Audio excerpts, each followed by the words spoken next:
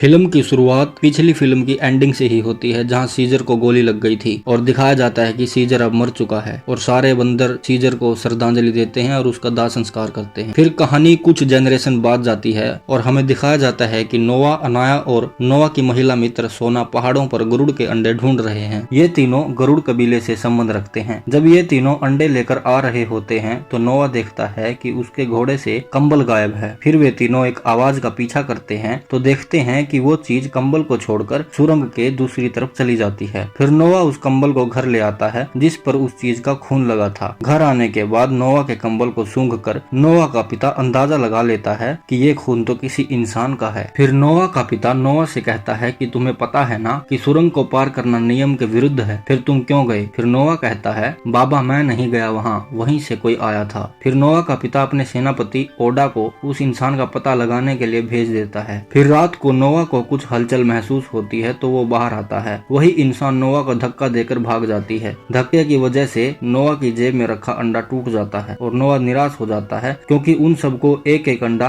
कल समारोह में प्रस्तुत करना था। ये बंदर गरुड़ को वैसे ही पालते हैं जैसे हम गाय भैंस को पालते हैं, अपनी जरूरतें पूरा करने के लिए। गरुड़ इनके लिए मछली पकड़ कर लाते हैं। नोवा के पिता के गरुड़ का नाम सूर्य गरुड़ है। अब नोवा रात को ही नए अंडे की तलाश में निकल पड़ता है तो रास्ते में देखता है कि ओडा को नकाबपोश बंदरों ने मार दिया है, जो कि प्रोक्सिमस सीजर के सैनिक है। नोवा ये सब छुप कर देखता है। वो नकाबपोश बंदर नोवा के घोड़े को देख लेते हैं और एक छड़ी से उसको करंट लगा देते हैं और वो भागता हुआ गरुड़ कबीले में आ जाता है। नकाबपोश भी इस घोड़े के पीछे पीछे आ जाते हैं और पूरे गरुड़ कबीले को तबाह कर देते हैं और यहाँ के बंदरों को बंदी बनाकर ले जाते हैं। वो लोग नोवा को मरा समझकर वहीं छोड़ जाते हैं। फिर अगले दिन नोवा को होश आता है और वो अपने पिता को मृत पाता है। फिर वो अपने पिता को दफन करके बदला लेने की कसम खाता है और अपने कबीले को ढूंढने के लिए निकल जाता है। रास्ते में उसे राका मिलता है जो कि सीजर का दोस्त है, सीजर जो 300 साल पहले था। राका उसे एक लड़की से मिलवाता है। नोवा समझ जाता है कि यही मेरा पीछा कर रही थी। फिर कुछ दिनों में वो घुल मिल जाते हैं। फिर वे तीनों घूमने निकलते हैं तो देखते हैं कि इंसान गुफाओं से निकल कर आते हैं। वो पशुओं की तरह एक तालाब में पानी पीते हैं क्योंकि सालों पहले जो वायरस फैला था उसने बंदरों को बुद्धिमान और बात करने योग्य बना दिया था और इंसानों को मंद बुद्धि और गूंगा। फिर वहाँ प्रोक्सिमस सीजर के सैनिक पहुंच जाते हैं और इंसानों को दौड़ा दौड़ा कर मारते हैं। ये इंसानों को खत्म कर देना चाहते हैं क्योंकि इन्हें डर है कहीं ये दोबारा इनको गुलाम न बना लें। वहाँ से नोवा, राका और वो लड़की भागने में कामयाब हो जाते हैं। इसी बीच उन्हें पता चलता है कि ये लड़की बोल सकती है और इसका नाम मंजू है। फिर मंजू बताती है कि उसे नोवा के कबीले के बारे में पता है कि वो कहाँ है। फिर मंजू उनको कबीले में ले जा रही होती है तो प्रोक्सिमस के सैनिकों से मुठभेड़ में राका मर जाता है और नोवा और मंजू को बंदी बना लिया जाता है और समुद्र के किनारे एक जहाज में रखा जाता है। जहाज की हालत बिल्कुल जर्जर हो चुकी है। नोवा को यहाँ उसकी माँ सोना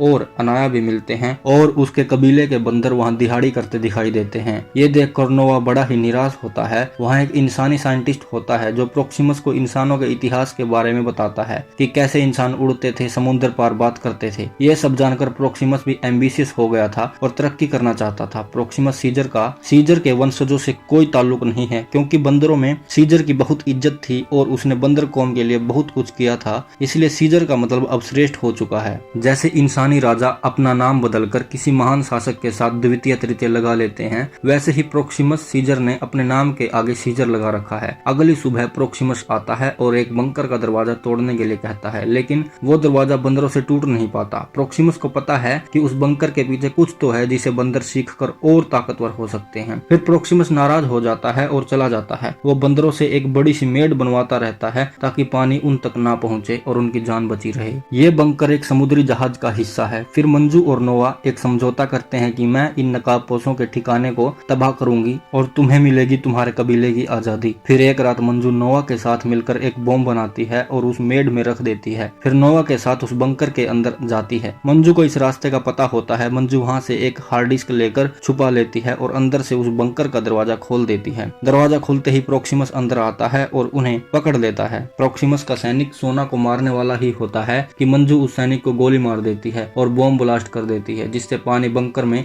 घुसना शुरू हो जाता है। बहुत से बंदर मारे जाते हैं मगर नोवा अपनी समझदारी से अपने कबीले के बंदरों को उस बंकर के सबसे ऊपर ले जाता है और बचा लेता है। जब नोवा ऊपर आता है तो वहाँ नोवा को प्रोक्सिमस बहुत मारता है और बोलता है कि मेरे सामने घुटने टेक। फिर नोवा और उसके साथी कुछ बोलते हैं जैसे हम अपने पालतू जानवरों को बुलाने के लिए बोलते हैं तो सारे गरुड़ जो जो अब तक नोआ के कबीले के पीछे पीछे थे, प्रोक्सिमस को बहुत मारते हैं और मार मार कर उसे समुद्र में डाल देते हैं। नोआ को इस बात का एहसास हो जाता है कि मंजू का हमारी मदद करने का कोई मकसद नहीं था, उसने तो हमें मरने के लिए छोड़ दिया था। फिर नोआ और उसके कबीले वाले वापिस अपने गाँव आ जाते हैं। फिर वहाँ मंजू आती है और नोआ मंजू को कहता है कि प्रोक्सिमस सही था, तुम इंसान भरोसे के लायक नहीं हो, तुम जब तक हर चीज पर काबू नहीं पा लेते तब तक तुम्हें चैन नहीं मिलता। फिर मंजू कहती है कि ये सब कुछ हमारा है। फिर नोआ कहता है तो हमारा क्या है, बाबा जी का ठुल्लू। फिर मंजू वहाँ से चली जाती है और जो हार्ड डिस्क उसने बंकर से चुराई थी उसको उन इंसानों को दे देती है जो दूसरे बंकरों में क्वारंटाइन है। फिर हम देखते हैं कि उन इंसानों ने इस हार्ड डिस्क की मदद से दूसरे इंसानों को ढूंढ लिया है। उधर नोआ और सोना एक टेलीस्कोप में कुछ देखते हैं जिसका मुंह आसमान की तरफ है और फिल्म यहीं खत्म हो जाती है। दोस्तों, अगर आपको कहानी अच्छी लगी हो तो प्लीज वीडियो को लाइक और शेयर कर देना और चैनल को सब्सक्राइब कर लेना। अगर आपका कोई सवाल है तो आप कमेंट करके पूछ सकते हो। धन्यवाद। मिलते हैं अगली फिल्म की कहानी में।